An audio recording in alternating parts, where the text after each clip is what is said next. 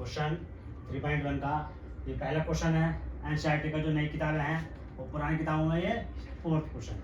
अब देखो क्वेश्चन समझ लीजिए। पहले कक्षा 10 के 10 विद्यार्थी। देखो विद्यार्थी शब्दों में बेटा दोनों चीजें आ जाती हैं, लड़के भी आ जाते हैं और लड़कियां भी आ जाती हैं। विद्यार्थी ने एक गणित की पहली प्रतियोगिता में भाग लिया।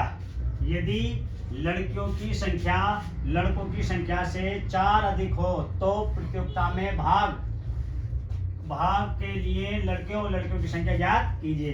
पहले आप इस सवाल को पढ़ लिया। पढ़ने के बाद आपको रैखिक समीकरण बनाना है और जिसमें दो कंडीशन होती हैं। दो रैखिक समीकरण बनेंगे, दोनों को हल करेंगे। हल करने के बाद एक्स और वाई का मान निकालेंगे और जो मान निकल के आएगा वही लड़के और लड़कियों की संख्या होगी। तो पहले देखो क्वेश्चन जमाने की कोशिश करते हैं। माना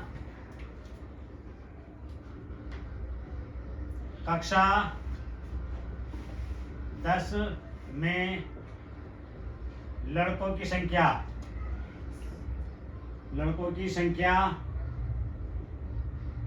इज इक्वल टू एक्स। माना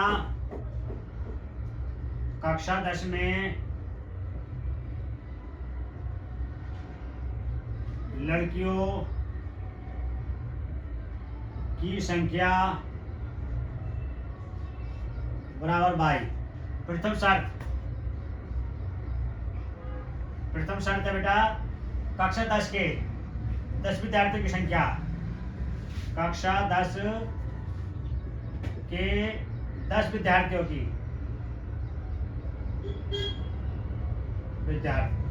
तो बेटे लड़के x प्लस बाई, तो ये तो लड़के हो गए, ये लड़कियां हो गई।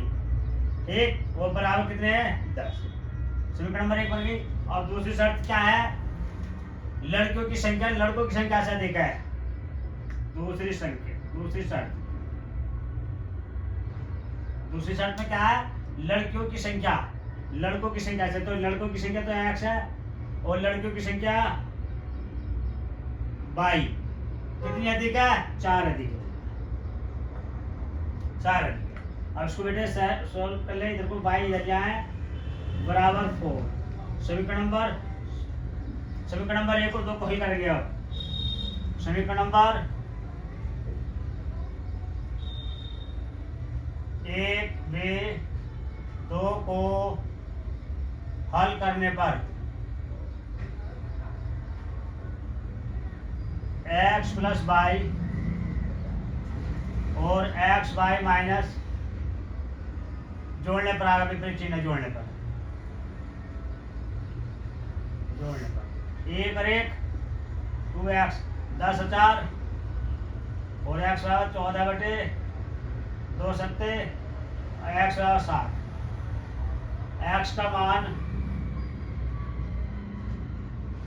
समीकरण नंबर 1 में रख दीजिए, 2 में कोई प्रॉब्लम नहीं पड़ेगा, चाहे 1 में रखें या 2 में। x की वैल्यू कितनी है 7 plus y is equal to 10।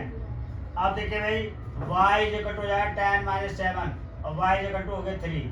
तो 3 क्या है? लड़कियां और 7 क्या है? लड़के। तो यहाँ लड़कों की संख्या कितनी आई है? लड़कों की संख्या x बराबर कितनी है भाई? 7 और लड़कियों की संख्या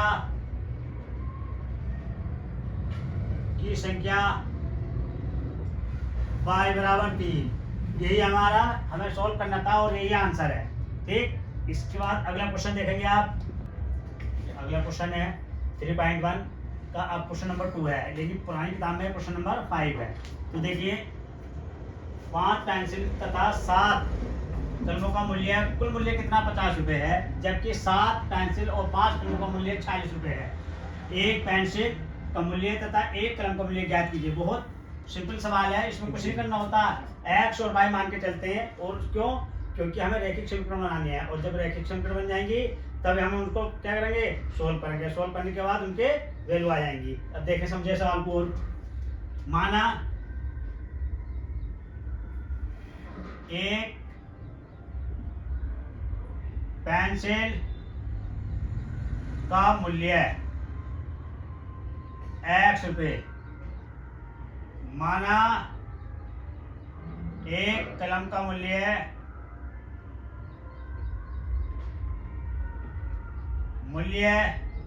y रुपए। प्रथम शर्त है बेटा, प्रथम शर्त, प्रथम शर्त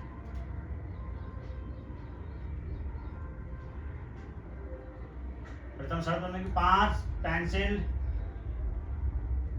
तथा 7 कलमों का मूल्य है। कुल मूल्य है 50। तो बेटे देखो, एक पेंसिल का मूल्य कितना था, x रुपये, तो 5 का कितना हो गया, 5x हो गया। और तथा की प्लस एक कलम का मूल्य कितना था, y रुपये, तो 7 का कितना हो गया, 7y। कुल मूल्य बराबर समीकरण नंबर 1 हो गया। अब दूसरा 7, दूसरी शर्त क्या है भाई, 7 पेंसिल तथा 5 कलमों का मूल्य है, कुल मूल्य है 46 रुपये।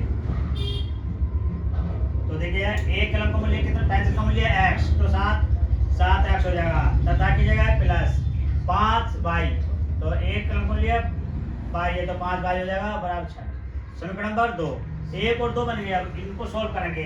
देखो यहाँ x का गुणांक 5 है, y का गुणांक 7 है, अचर राशि पर।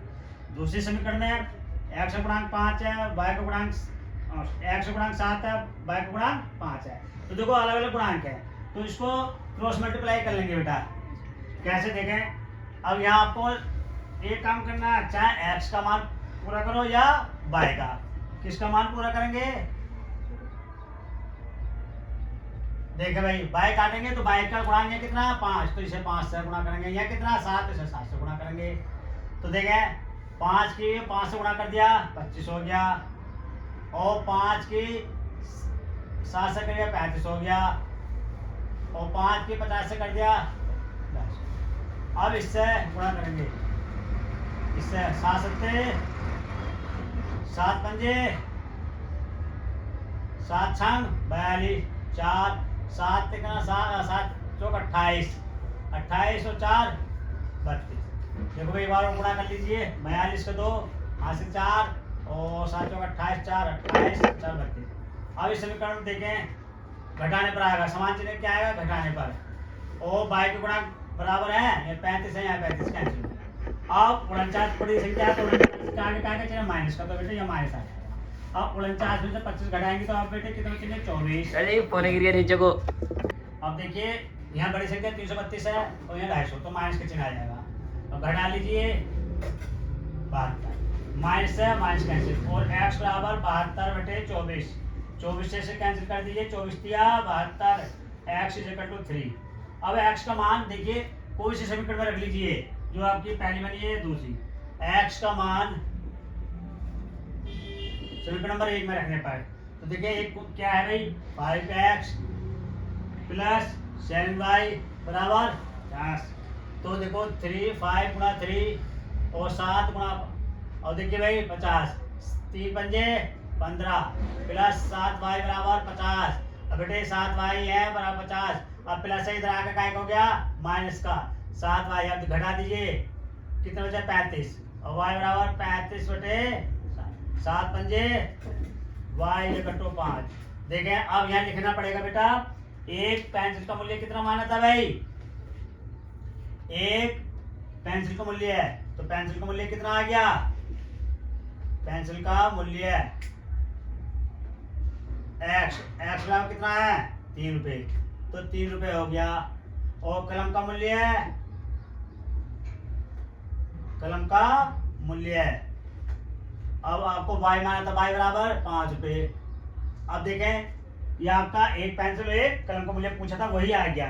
ठीक, अब अगले वीडियो के लिए हमारे चैनल को सब्सक्राइब कीजिए और वीडियो को लाइक कीजिए। Thank you.